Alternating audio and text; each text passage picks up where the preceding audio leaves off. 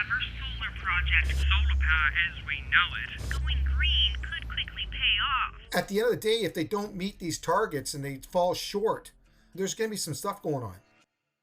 At the moment, BC Hydro need more power. There's not enough power to supply everyone. If they say, well, we have to build another dam, we have to build another this, we have to build another that, we have to put new transmission lines in, what's going to happen with the cost of your power? It's like a tax. It's going to go straight up. It's a constantly changing industry. We call it the solar coaster for a lot of reasons. Would you rather pay $100,000 to Utility X over 25 years or a fraction of that for your solar system? There's not a lot of industries that are going to be around in 20, 30, 40, 50 years like solar is. So it ain't going anywhere. It's only going to grow.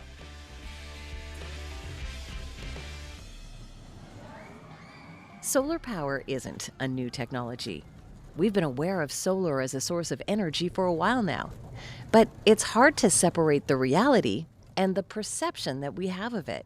You know, lunar colonies, biodomes, science fiction.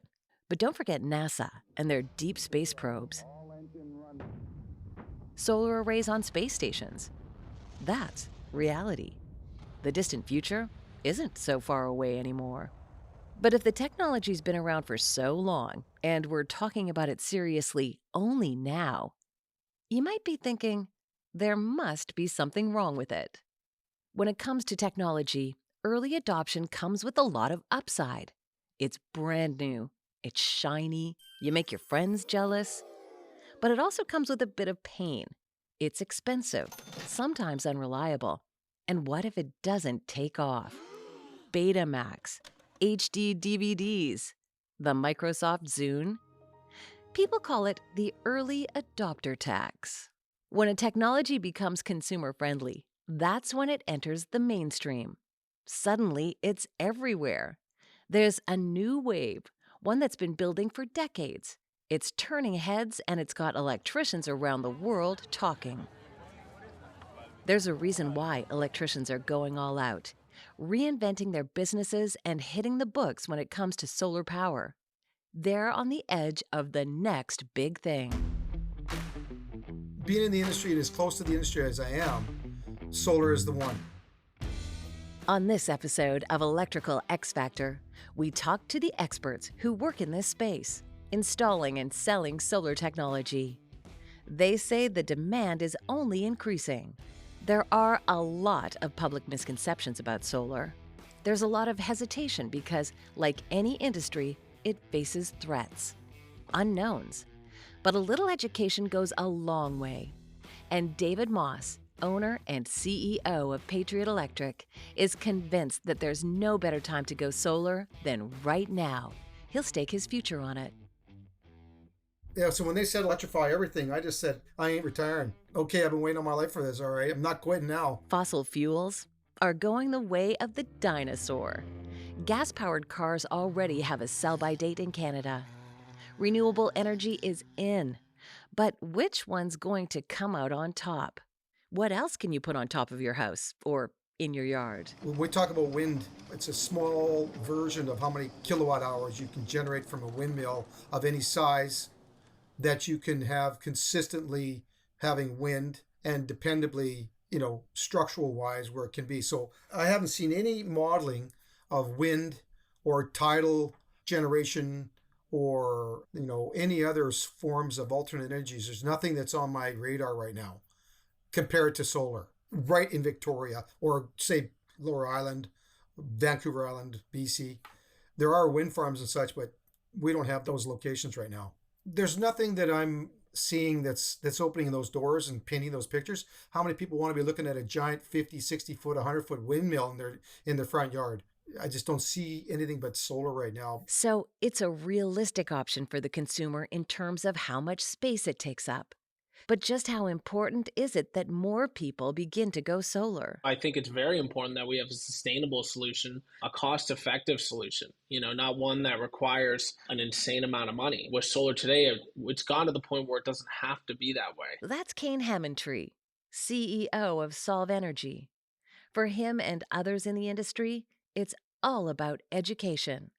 It's about putting the word out that solar isn't just a neat idea.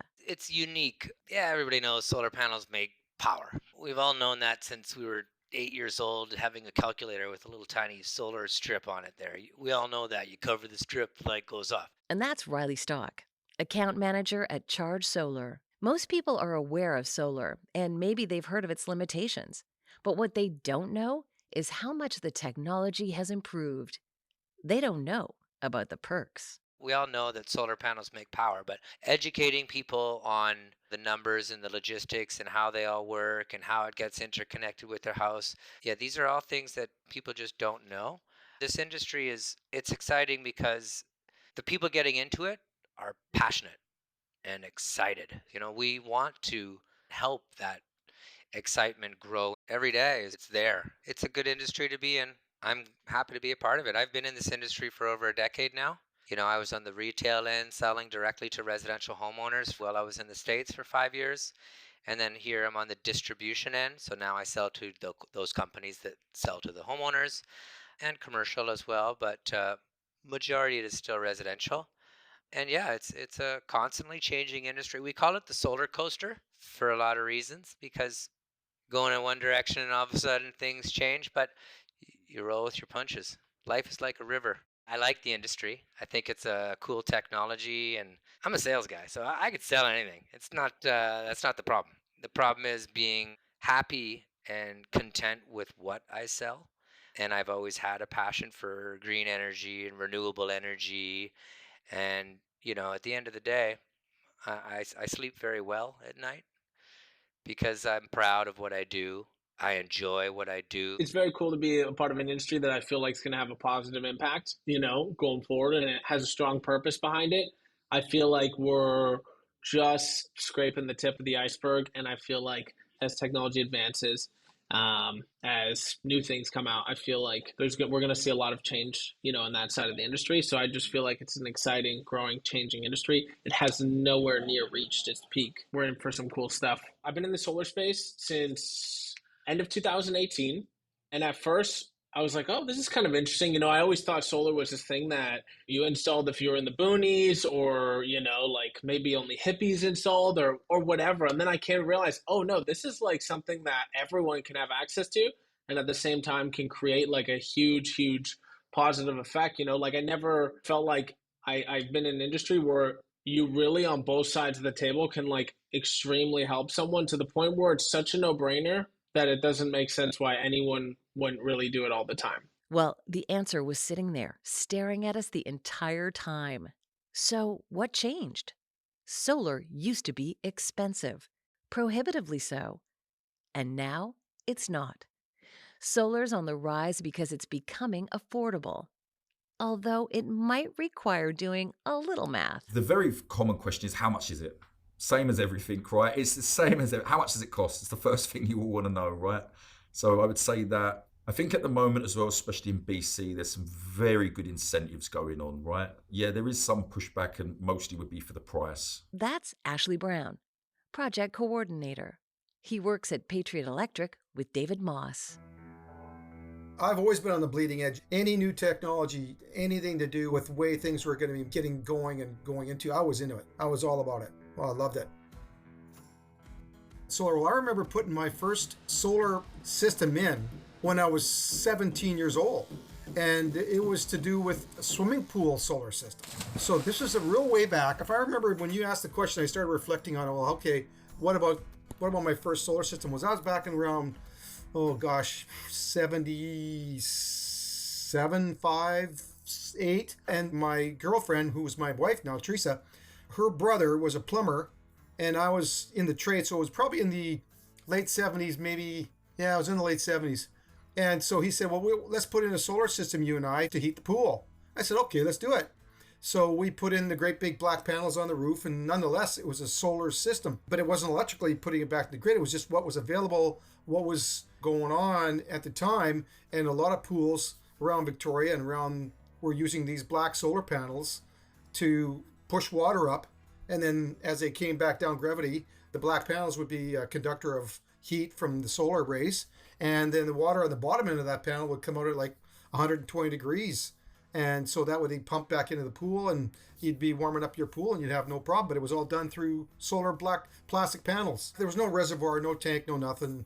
It was just all hydronic. Electrically, I think I read somewhere that the first solar electric array came online in the 70s as well. But that's one of the very first. What is that, like almost 40 plus years, 50 years? So solar electric panels and arrays, don't quote me on this, but I know it's been around for like a long time.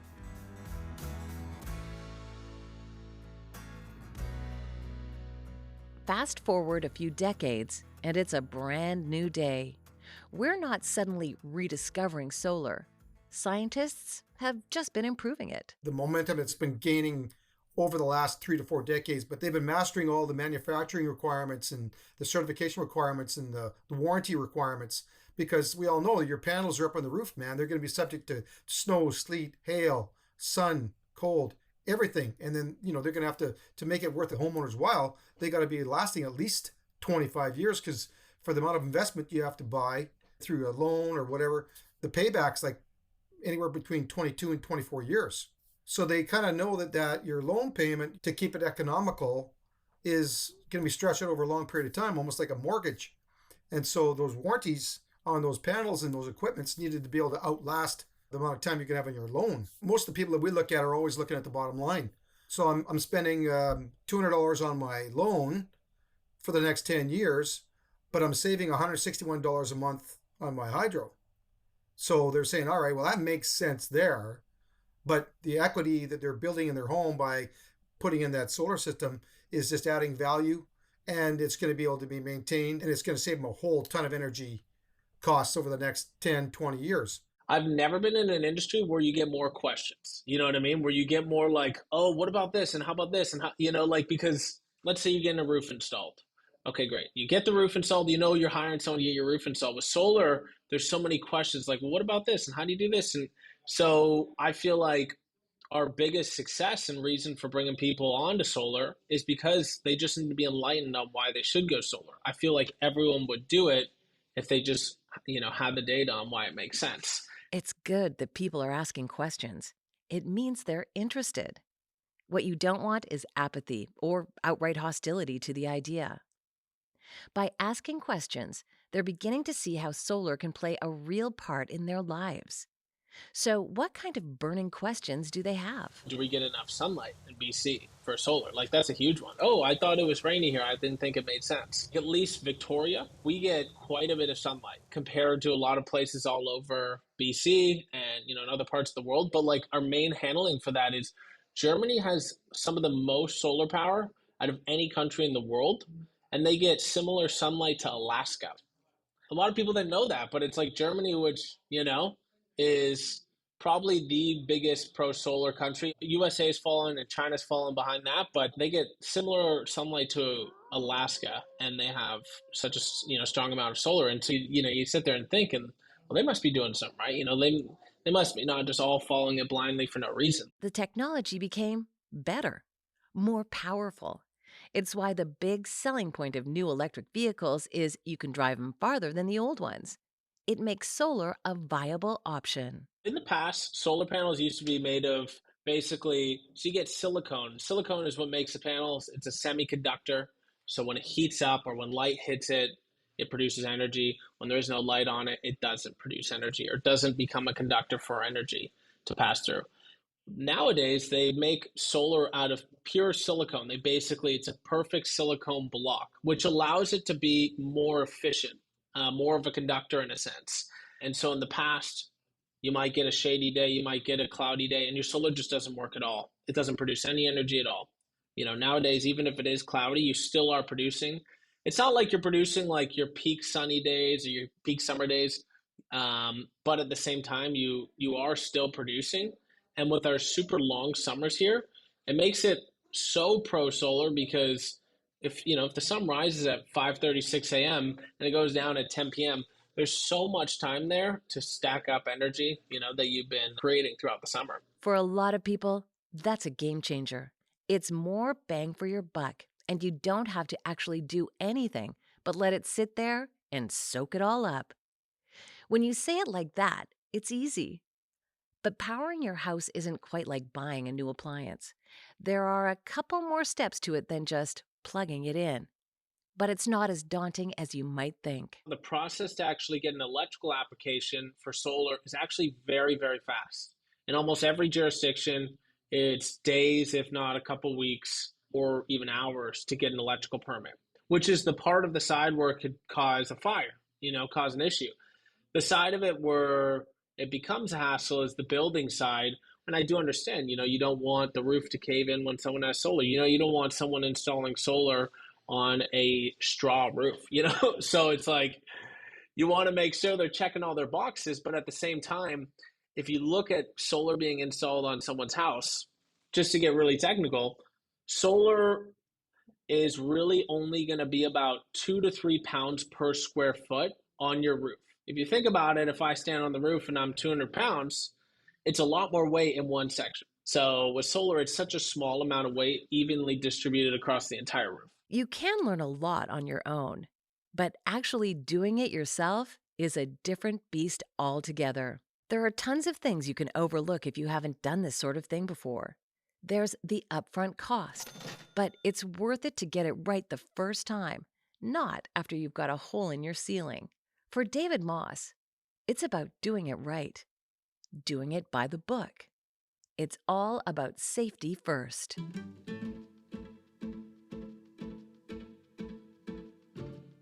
There's lots of codes, as David knows. There's a massive, huge, thick book that used to look like a phone book from the 80s that tells you all the codes.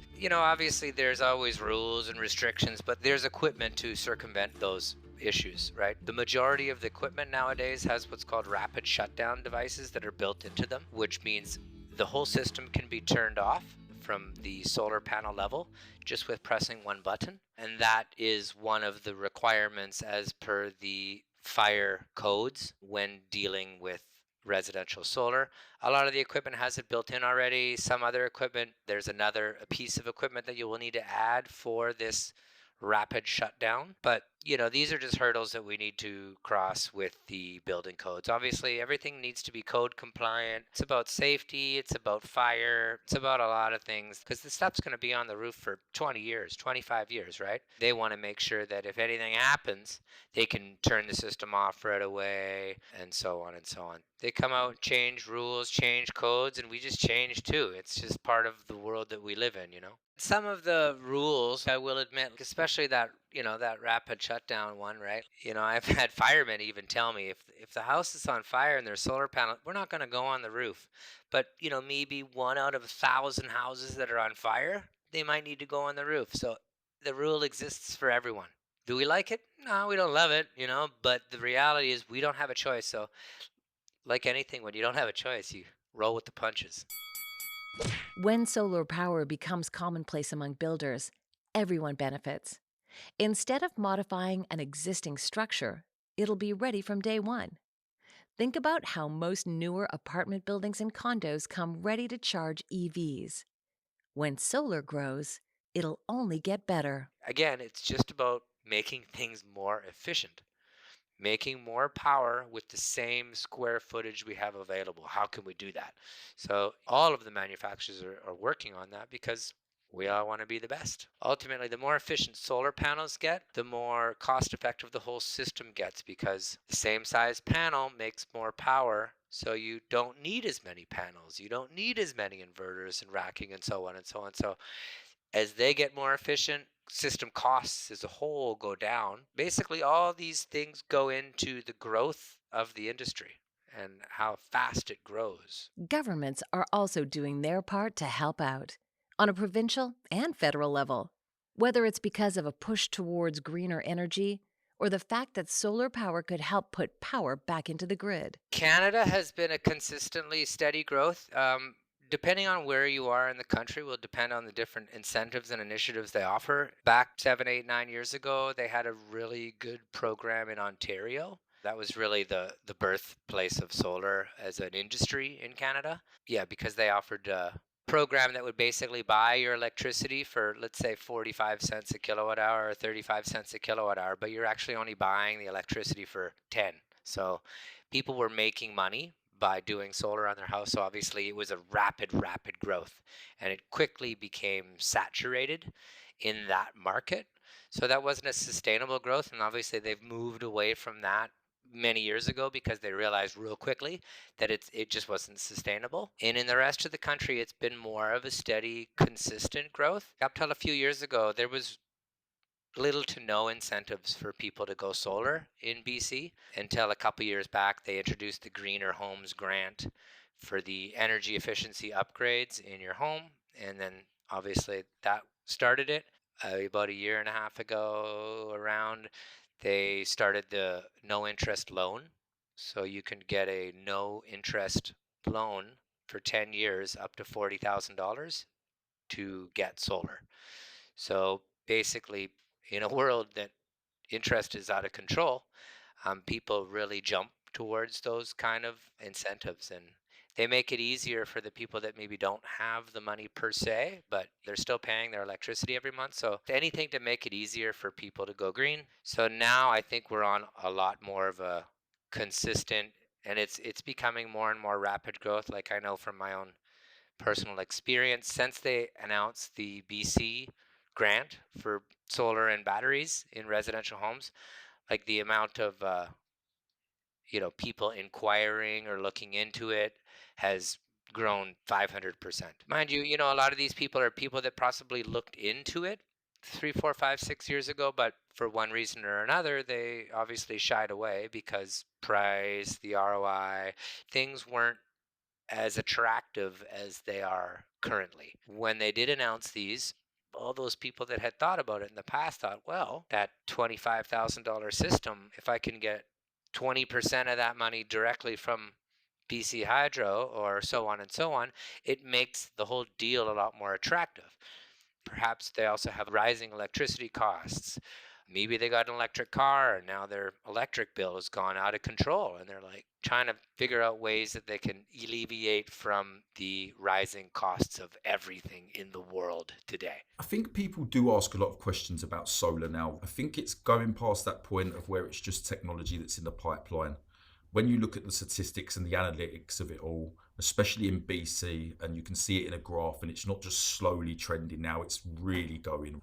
So I think in that way, people are asking a lot more questions.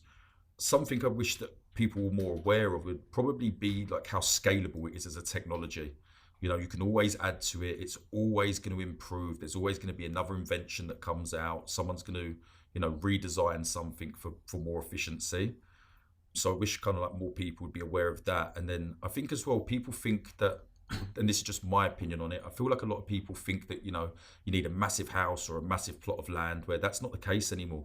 Things are very efficient. Off of 20 panels, you can get a really good system up and running for yourself. I wish people were a lot more aware of that. I think it's going to be great for the environment. I mean, initially, probably not the best because you obviously have to source the materials.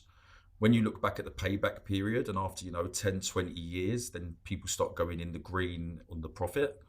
And especially when you start looking, from there, you're starting to produce electricity in your house. And when batteries catch up and can store it, it's going to be amazing for the environment, right? We're not going to be burning fossil fuels. There's going to be no gas that's producing electricity. A lot of it's done from hydro here, which is good. But I honestly believe that solar within the next 10 years will go to a different height. One thing that probably gets maybe overlooked with it is within 25 years, when all of these panels' life expectancy comes to an end, there's going to be a lot of recycling of panels. So as good as it is for the environment in the midterm, unless they figure out that part in the long term in 25 years, that will maybe be a bridge they have to cross. Okay, now we're into the issues with solar.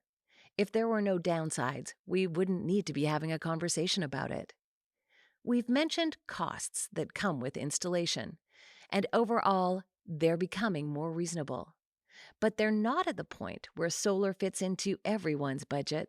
There are still aspects that could be improved.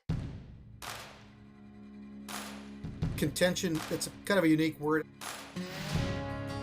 As much as it gets very great credit, which it should do, there is obviously downsides to it all. And I think one of the biggest downsides is it's only productive in the day. You can't produce solar at night, right? It's not the way it works. So as much as it is a great technology and has a lot of future towards it all, it brings me back to the point of the battery. Unless that really is something that the costs can come down on, the technology can improve, it's very good on its own, but it's something that can really be better once they start coming into that technology. So I think it's something that people should consider when they're putting in, is like, when this kind of does evolve, get ready for that, because it's going to be the next step. Environmentally, it's very good. There's definitely downsides in the extracting the materials out of the ground. So that's definitely not a good short-term part. If you was looking at it as someone buying it, I guess a bad thing would probably be the price initially that you have to outlay. But again, that offsets itself in the long distance. So in my opinion, there's not too much bad with it. And it's something that definitely the good outweighs the bad for sure. Even with government incentives, the entry fee might be too steep for some people. So, when it comes to alternative energy sources, making the move towards them is idealistic.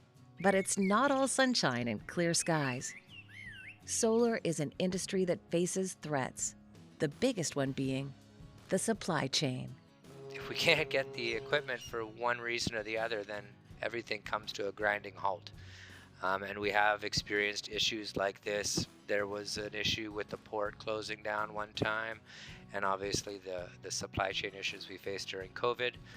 So that would be one of the biggest hurdles. There definitely was some during COVID. Right now we're good. You know what I mean? It seems like things are fine. There isn't any projected ones. I do feel like if there are certain like tariffs or anything like that put on certain Chinese imported products, that may have an effect on the supply chain depending on the political party and what they decide to do. But at the end of the day, countries all across the world, like Germany, has great technology. Even the US has great technology. And so I feel like if one doesn't do well, then the other will rise up and take its place, because at the end of the day, solar now is made with almost 100% renewable, reusable, recyclable material. Before, where there might have been a lot of nasty chemicals and gross stuff making solar panels, there's solar panel recycling plants that'll fully recycle that solar panel, and then it's going to be used again. There'll probably be times when there is a supply chain issue, but I do feel like if there is, other countries will rise up and take their place. A lot of Asian countries, China, Indonesia, South Korea, they're definitely like the leaders, I would say, in the industry. But Germany is coming up strong. United States is coming up strong with some great technology. Vietnam, so there is countries that are starting to catch up, but those are definitely like your industry titans for the country, in a sense, that are mass producing a lot of it. If the government somehow decides to change its financing program, that might be another one that might change. So if this is a limited time offer, which they're not saying it is, but I mean, let's say, face it, where are they going to get that money from them? I'm wondering. It's going to come back in the form of a tax to you and I'm sure. As far as the trades go, we have the manpower, we have the know-how, so there's no restrictions on our end. There always is threats to any industry you're in, but solar for sure, it's an industry that has new technology evolving at all times. So, there's the chance of disruption. There's a chance of utility companies changing their structures, which would then create a threat depending on if they buy back your energy, if they buy it back at half the price. I feel like grants and incentives going away will also take a dip in the industry. There are factors that could hit the industry, like outside competition from other countries coming in, which obviously would increase the industry, but for local companies might affect it. When it comes to actually installing solar panels, building permits might also be an issue.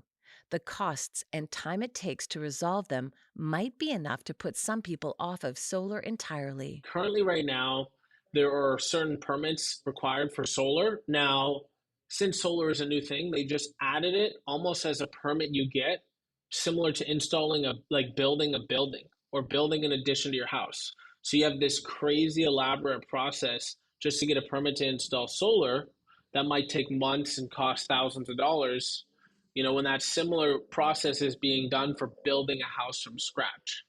And it's like, hey, here's the thing. If we want to incentivize and get people to go renewable, we might not want to make the process so difficult and lengthy and expensive to get solar panels on someone's house when it's similar to maybe installing a heat pump or something along that line.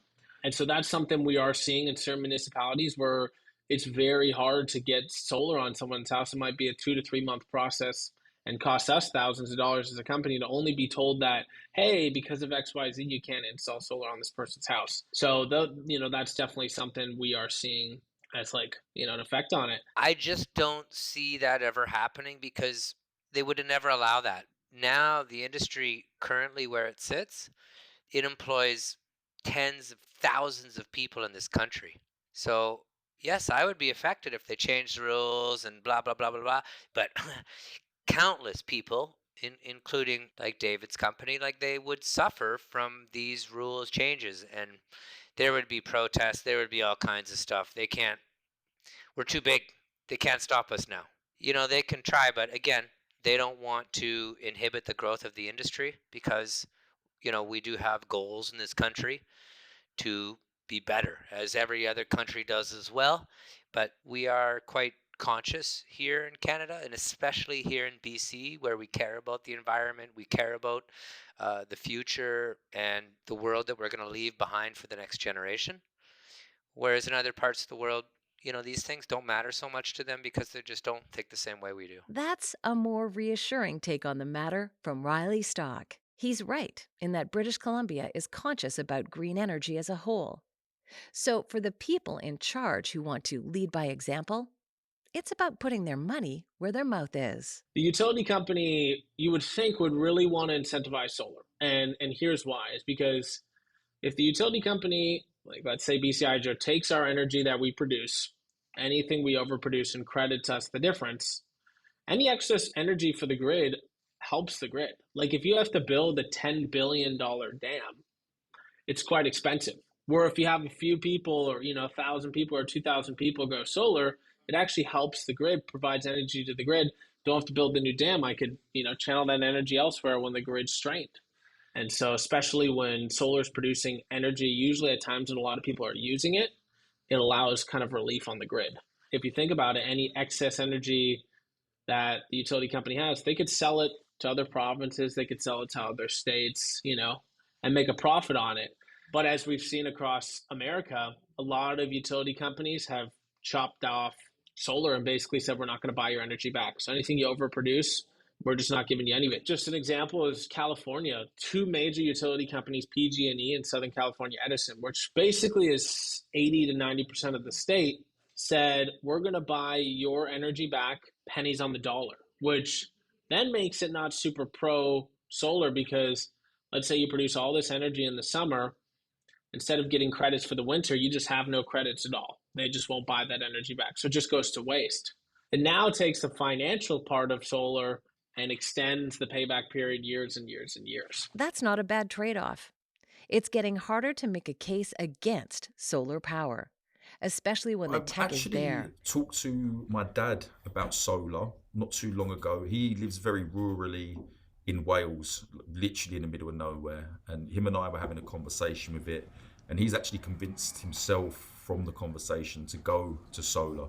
So I think lots of people are starting to wake up and listen to it, especially where you're starting to see, like I say, a lot more going in, a lot more going on with it. So I think people are very receptive of it now. Right now, just specifically with BC Hydro, they have a program where they will buy back your kilowatt hour energy at a 1-for-1 kilowatt hour ratio. So if I produce a kilowatt over what I use, they'll take that energy and they'll credit it to my account. So it doesn't actually require that we need to install batteries to get someone to be super efficient with their energy. They use the grid as their battery and pull from that grid when they need it. It allows it to be a lot more cost effective in that sense. But let's say someone is like, hey, I get blackouts all the time where I live, the grid's a little bit weak here. Well, then they could install a battery. They might install a 5 kilowatt or a 10 kilowatt battery, which allows them to, when the grid goes down, highlight certain things and keep those loads on until the grid turns back on. A 10 kilowatt battery is about 250 pounds. So they're pretty heavy. They go right on your wall. It looks really clean. Have you ever seen like the Tesla Powerwalls? They're probably 2.5 feet by 4 feet. So it's a decent size. They're relatively thin, but you can, sneak it in certain areas, just like on the wall, and make it look real nice. Going solar is about being forward-looking. It's about patience. The payoff might not be immediate, neither the return on investment, but it just comes back to finding solutions. There's a sense of direction that the solar industry is moving towards. But at the end of the day, it's a decision. You're in or you're out. What else do people need to know in order to push them off the proverbial fence? What I've really come around to understanding is not that we're saving barrels of fuel and we're saving trees, but I think where David Moss is coming from is recognizing how important it is to have control of your energy costs. And so when you have your own array, you have control of your energy costs now for the predictable future. That's the magic right there. Honestly, it's been a really cool ride. We've seen month over month growth. Each time there was a federal program that went away, and there was a federal grant program, and we saw a slight dip, and then it just went right back up. I feel like the interest is super strong there. I feel like just across America and Europe, we're probably a good 15 years behind them. So I feel like just naturally we're going to see a huge growth. Solar is, in a sense, a growth industry. Since the BC Hydro rebate came into place, we had over 100 projects move forward with solar. Almost double the month before that. There's got to be some sort of excitement with what we're doing. Like there's got to be some sort of grand purpose and scheme to it. And at the end of the day, it is a renewable source of energy. I wish that more people were aware of how good it actually is going to be in long term for the environment. It's basically utilizing like this massive ball of energy in the sky that'll forever be there, hopefully, or at least be there for, a long time after we're here. If we're not utilizing that and we're utilizing a source of energy that is not causing the greatest effect on what we do in everyday living, I think it's a waste. It does so much. Helps the environment, gets rid of your electrical bill. As rates continue to rise, as inflation just naturally happens, it becomes like a pro thing. It's like if you could lock in your grocery bill 10 years ago, would you have? Exactly. Would you rather keep paying utility X, or would you rather own your power and be more sustainable, save money?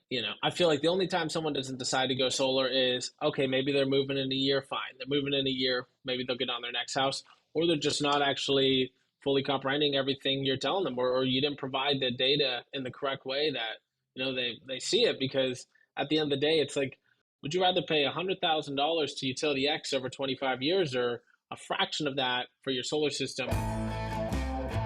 When you're throwing numbers around like that, it makes a pretty good argument. Having independence, controlling your utilities, is a major selling point for the guys. Having your own independence, having, control, like knowing and not having that like peace of mind.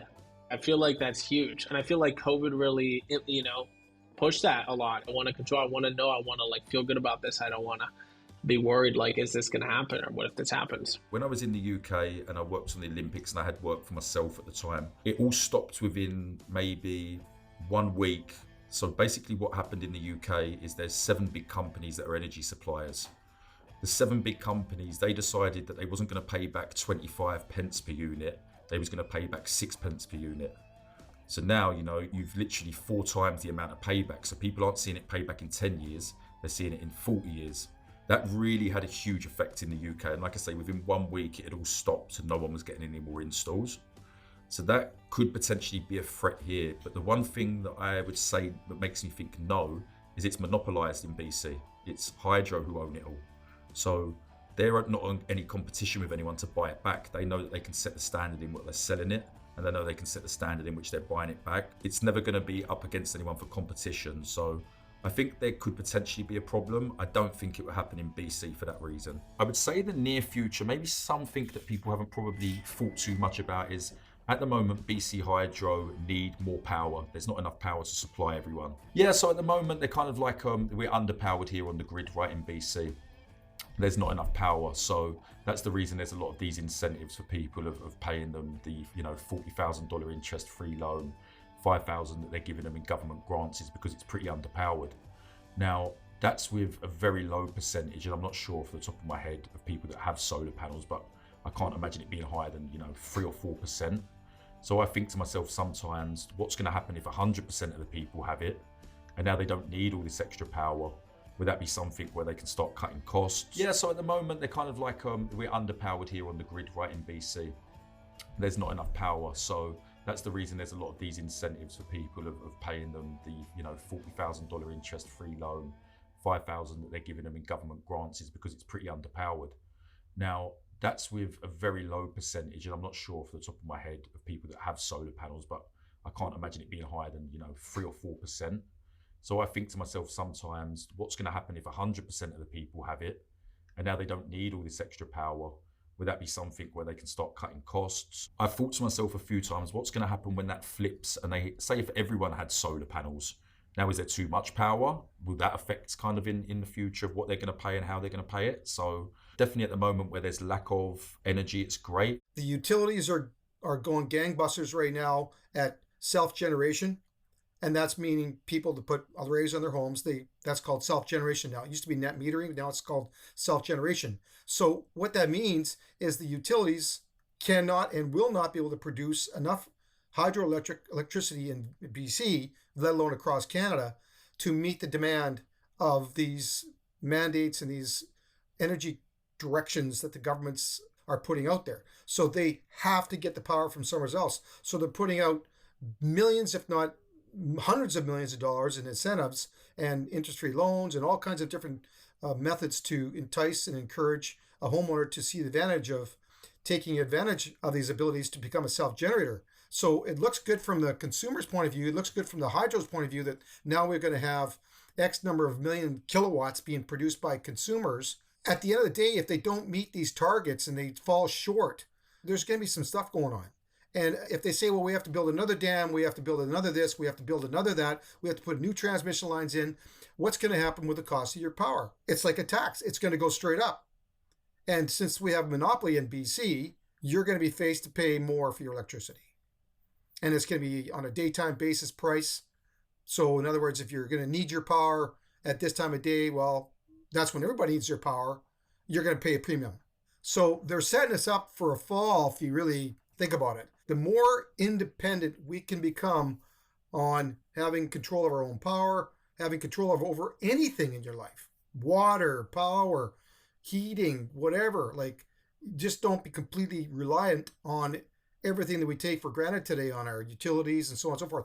So if we could take and have a bit of control on that, then you're going to save yourself some aggravation by being forced into doing something you didn't really want to do or plan to do or even think it could be done. There's a clear picture that says there's no way that they're going to be able to produce the energy from the grid to meet the demand over the next, say, 5 years by the time they hit their targets for 2030 and the amount of new EVs that are going to be coming on and the heat pumps and all that stuff. It can't be done. So there's going to have to be either self-generation, and they're going to have to push for self-generation so they can put that extra power back into the grid to offset these other demands. This is the time right now. I've never seen it in my 40 plus years in this trade, any amount of money as much like this. This is one of those rare times every decade or so that you're going to see a real important capital investment into energy. And this is one of those times right now. So I don't think there's a better time to get into solar than right now, based on the amount of grant, the interest-free loans, both for your business, both for your residential. It's all going in that direction right now. And so it's never been brighter for us to do this, for consumers to do this, take advantage of this. It's a constant stream of new people that are as passionate as and excited about getting this going and growing that it keeps things interesting. Maybe going solar is too much of a plunge at the moment for some. So, what can people do to ease themselves into accepting alternative energy as a normal, everyday thing in their lives? I think number one's education for sure. Same as anything in life, if you want to improve and get better, educate yourself. So I would say number one is education for the general population, not just the people trying to sell it, but the actual general population. Other baby steps that people could start to take is, more investing in energy efficient appliances. There was a point in life, and we've spoke about it not too long ago, where, and it was one of Dave's actually and one of mine, but we were speaking and said, what was one of the biggest technology booms that you've seen with inside of the electrical world? And Dave's answer was LED lighting. We'd kind of seen it go from something that was super expensive and not very accessible to now it's cheaper than a normal light bulb, and it's advertised, right? It's you should be using this. So simply, educating potential homeowners, because a lot of times people just simply don't know. Like these incentives I just talked about with BC Hydro, a lot of people just don't know. It's not like they're get an email from BC Hydro just because you're a BC Hydro customer saying, hey, we'll give you 10 grand if you get solar. That doesn't happen. So the more you see solar panels, doesn't matter where they are, the more they become just something common in the back of your mind. So as time goes on and people see it more and more and their friends get it and their family members get it, then it's going to become common, normal. Like I was mentioning, I worked in the States for 5 years in New York City, and I have 330 solar systems that are currently running and operational in New York and New Jersey. You drive around New York and you can go through streets that are half of the houses on the street have solar. We're headed in the right direction.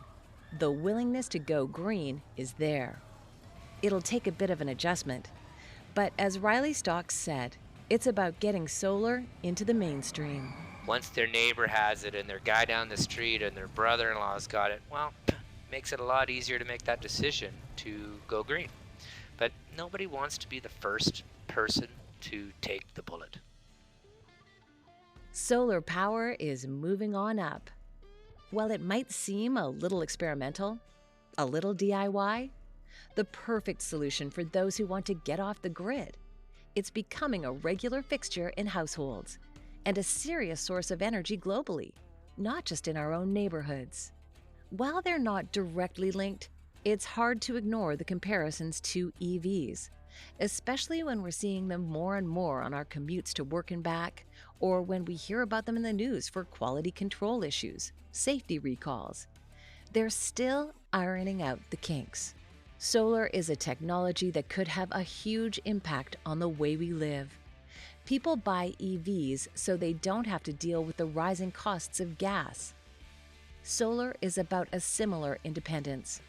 It's about decreasing our reliance on the power grid and the utility companies.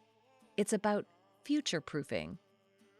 On the next episode of Electrical X Factor, electric vehicles are everywhere.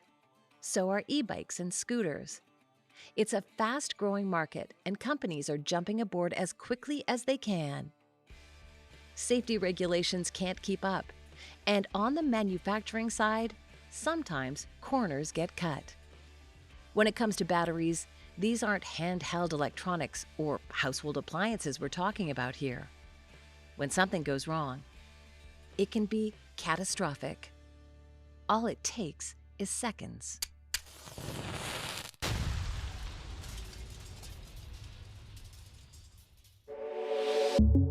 Another Everything Podcast production.